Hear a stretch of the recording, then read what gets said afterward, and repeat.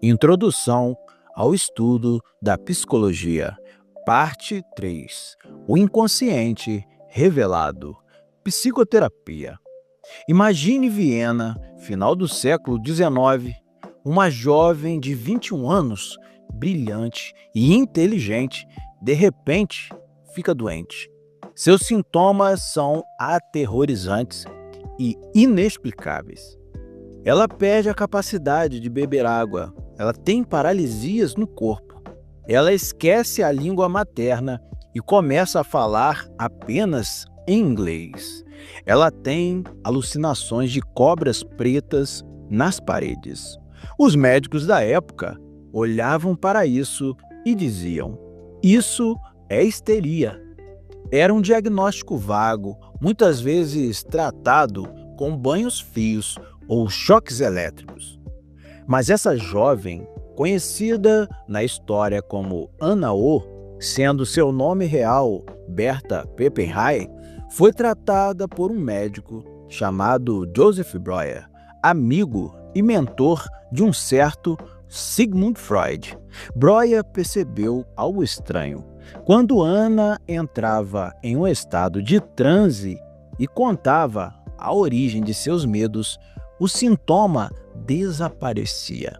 Certa vez ela contou que viu um cachorro beber água no copo de uma senhora que ela detestava. Ela sentiu nojo, mas não disse nada por educação. Ao vomitar essa memória verbalmente para o médico, ela pediu um copo d'água e bebeu. A hidrofobia sumiu. Anna O batizou esse tratamento com um nome que mudaria o mundo. Ela chamou de Talking Cure, a cura pela fala.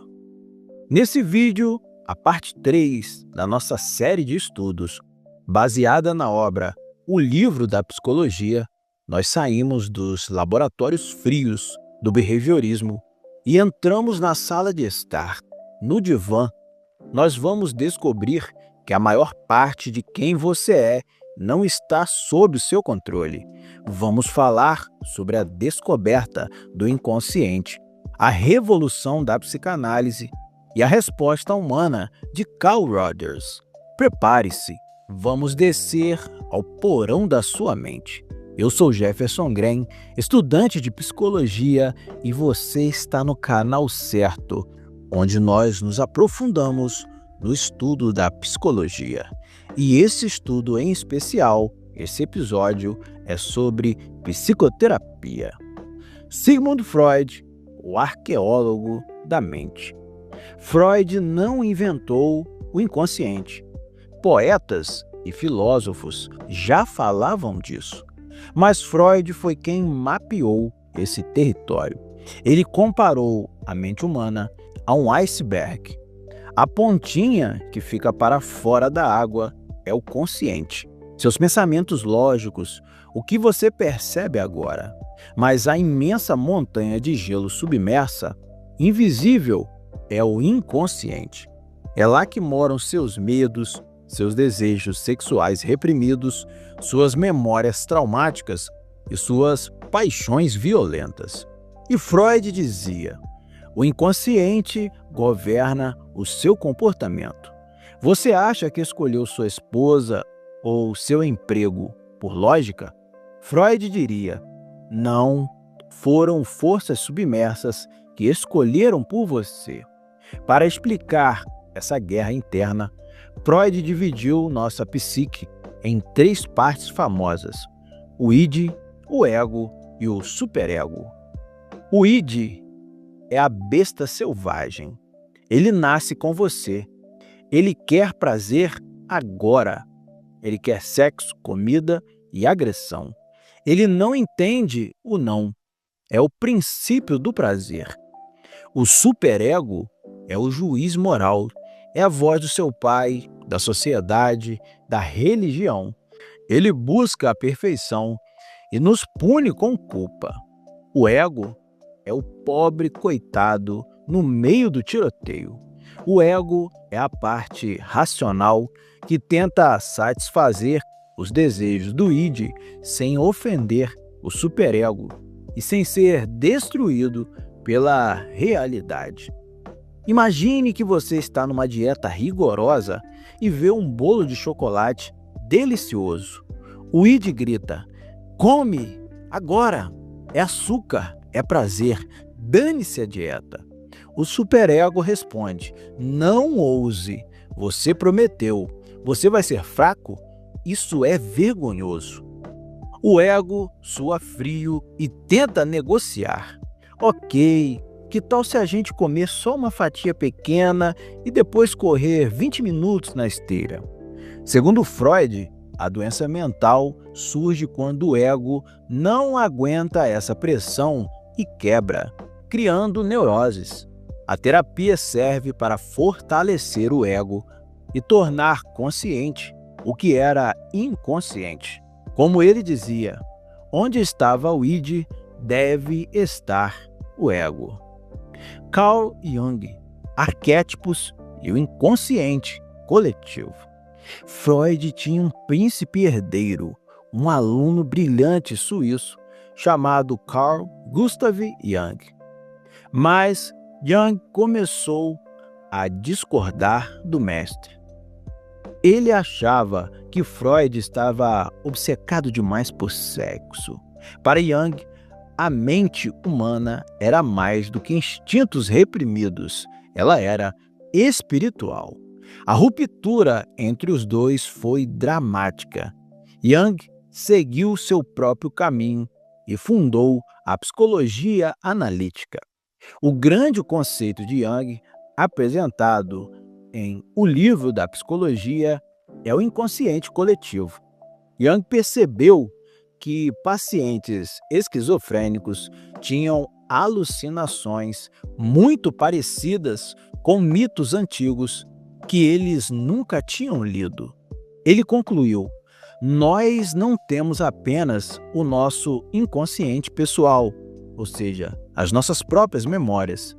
Nós herdamos uma biblioteca de memórias da espécie humana. Dentro dessa biblioteca vivem os arquétipos. Arquétipos são modelos universais, personagens que vivem na nossa psique.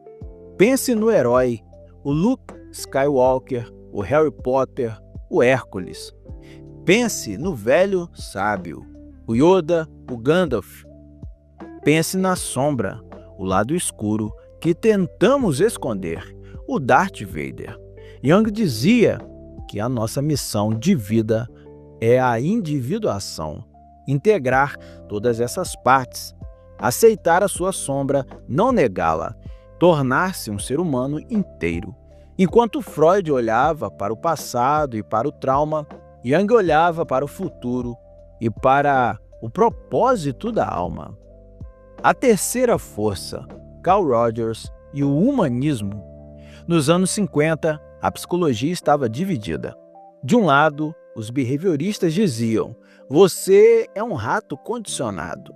Do outro lado, os psicanalistas diziam: você é um neurótico guiado por instintos sexuais. Muitos psicólogos achavam essas visões deprimentes. O ser humano não é só isso. Onde fica a bondade? Onde fica o crescimento? Surge então a terceira força, a psicologia humanista. E seu maior nome foi Carl Rogers. Rogers propôs uma ideia radical. O ser humano é essencialmente bom e tem uma tendência natural para crescer, como uma planta que busca o sol. Ele chamou isso de tendência atualizante. Em sua terapia centrada no cliente, note que ele não chamava de paciente, pois paciente é passivo. O terapeuta não é um especialista que te analisa. O terapeuta é um espelho. Rogers introduziu o conceito de aceitação incondicional. Para você mudar, você não precisa de crítica. Você precisa ser aceito exatamente como é, com seus defeitos. Rogers dizia: o curioso paradoxo é que quando eu me aceito como sou, então eu posso mudar. Enquanto Freud queria curar a histeria, Rogers queria ajudar a pessoa a se tornar plenamente funcional. Sair da máscara que usamos para agradar os outros e ser quem realmente somos. A chegada da era da informação. A psicoterapia nos deu a profundidade. Freud, Jung e Rogers nos ensinaram a olhar para dentro, a valorizar nossas histórias e a curar nossas emoções. Eles dominaram a psicologia clínica por décadas. Mas enquanto os terapeutas ouviam seus clientes nos consultórios, o mundo lá fora estava muito rápido. Computadores estavam sendo inventados, a inteligência artificial estava surgindo, e uma nova geração de cientistas começou a olhar para a mente humana e fazer uma pergunta que Freud nunca fez. E se a mente não for um iceberg de desejos? E se ela for um processador de informações?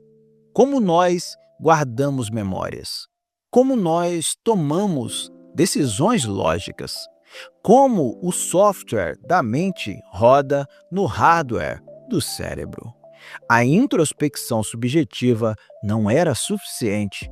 Era hora de voltar ao laboratório, mas com uma nova tecnologia. No próximo vídeo, vamos sair do divã e entrar no computador. Vamos explorar a psicologia cognitiva.